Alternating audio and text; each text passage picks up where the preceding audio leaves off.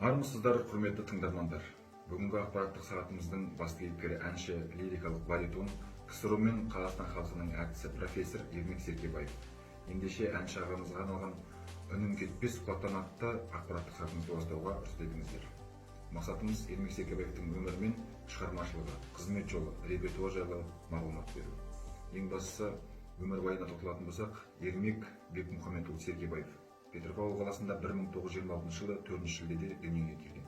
Әкесі Бекмұхамед Құсайынұлы Серкебаев 1996-1976 жылдары өмір сүрген педагог, жазушы, ақын, драматург.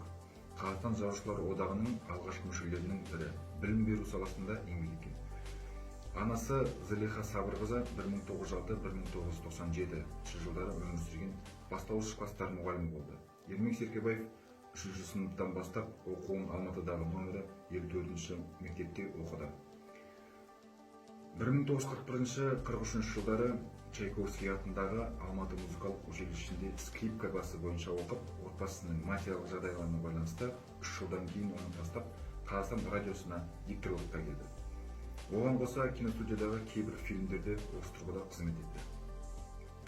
Еңбек жолдарына және жетістігіне тоқталатын болсақ, 1947 жылы Қазақ опера және балет театрының солисті болып келді. 1951 жылы Алматы консерваториясының профессоры Кургановтың сыныбында тамамдап, опера және балет театрына оралды. Студент кезінде Абай опера және балет театрының шығармашылық ұжымында қызмет етті.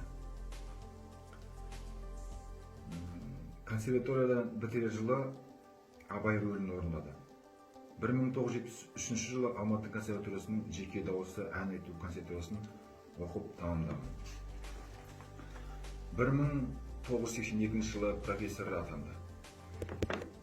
50 астам шетел мемлекеттерінде Румыния, Пәкістан, Франция, Үндістан, Қытай, Бельгия, Куба, Швейцария, Швеция, Финляндия және тағы да басқа көптеген елдерде өнер көрсеткен. КСРО жоғарғы кеңесінің депутаты және де Қазақ КСР жоғарғы кеңесінің депутаты болған. Кинодағы рөлдері 1957 жылы режиссер Шәкен Аймановтың «Біздің сүйікті дәрігер» фильмінде өз үлесін қосқан. 1959 жылы КСРО орталығының телевидение музыкалық фильм «В этот праздничный вечер». 1961 жылы режиссер Шәкен Аймановтың «Ән шақырады». 1968 жылы режиссер Шәкен Аймановтың «Тақиялы періште», 1976 жылы «Медеудегі кездесу». Марапаттарына тоқталатын болсақ, вокалистер конкурсының Будапешт лауреаты 1950 жылы алған.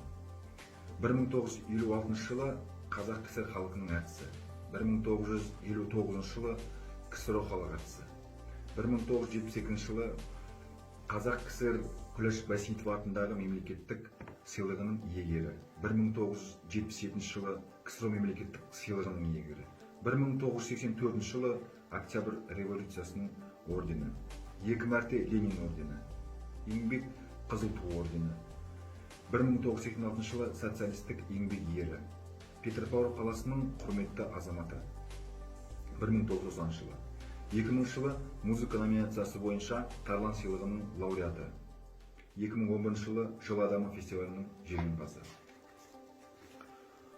Осымен әнші, лирикалық баритон, КСРО мен Қазақстанның халық әртісі профессор Қазақтың маңдайына біткен жарық жұлдызына арналған үнім кетпес сұхбаттан атты ақпараттық сағатымызды аяқтамас бұрын осы Ермек Серкебаевқа арналған бейне презентациямызды қабыл алыңыздар.